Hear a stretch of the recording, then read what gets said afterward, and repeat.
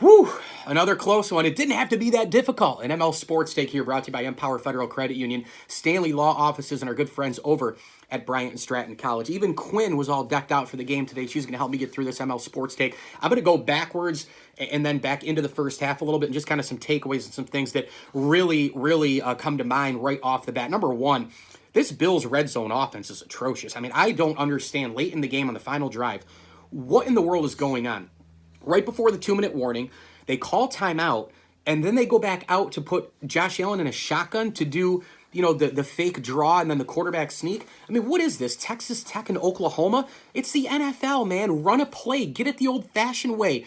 Use a play action and roll Allen out. Try to go find Diggs in the end zone. Get the touchdown. This team is so conservative in the biggest spots of the games, and that's why it's really worrying me about Brian Dable, his inconsistent play across the board. Another thing, though, for the Bills, that was really driving me crazy throughout the entire game was the penalties. The Bills really didn't look focused in the first half. You got to button that stuff up. They've really got to get their you-know-what together as they move on and play bigger teams, tougher teams. 49ers, Cardinals, etc. are still coming up. The Seattle Seahawks are still a lot of really good teams on this Buffalo Bills schedule. As far as a couple other things that, were kind of bothersome, I mean, the Bills, it took a long time to get the ground game going.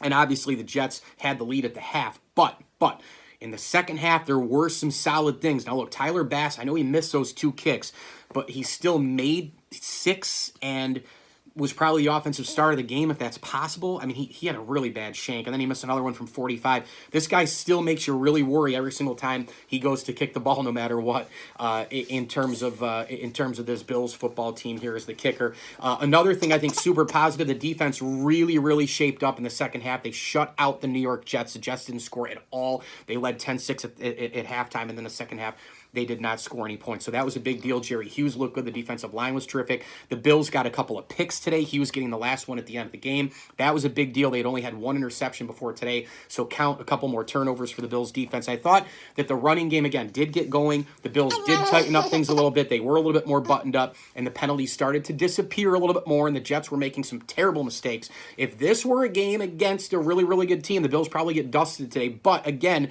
you don't worry about that. You win today. You beat a bad Jets team. You pulled it out somehow, and now you just move on to New England next week.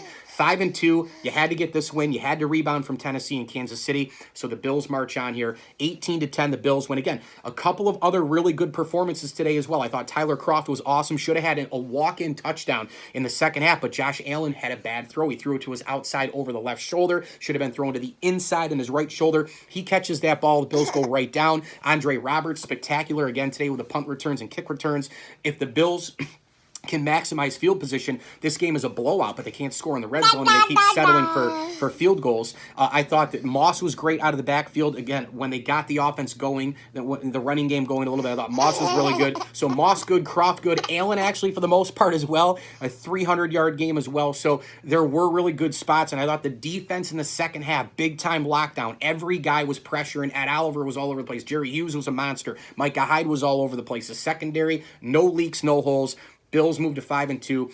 Really didn't have to be that hard, but you'll take the win in Western New York and now get prepared for the New England Patriots. Quinn's happy as well. We've turned her into a quasi-Bills fan until she has to figure out that she actually has to make a decision herself. Thanks for watching the ML Sports Platter, of course. Download and subscribe to my podcast all over the major platforms, Spotify, Google Podcasts, and Apple Podcasts, as well as Stitcher and Deezer. And you can, of course, hit me on Twitter at Mike L. Sports as well. We're brought to you by Peller Contracting, the Vince Aguirre Consulting Group, World of Beer Destiny USA, and our terrific friends over at Ken's Auto Detailing. If you are in and around Central New York, you're home for the holidays, get the gift cards. The holidays coming up. Get your car detailed A to Z. You'll literally drive away from the lot like you're basically driving a brand new car. So Ken's Auto Detailing, the official detail house of the ML Sports Platter. Want to sign off? As I always tell you, enjoy the games.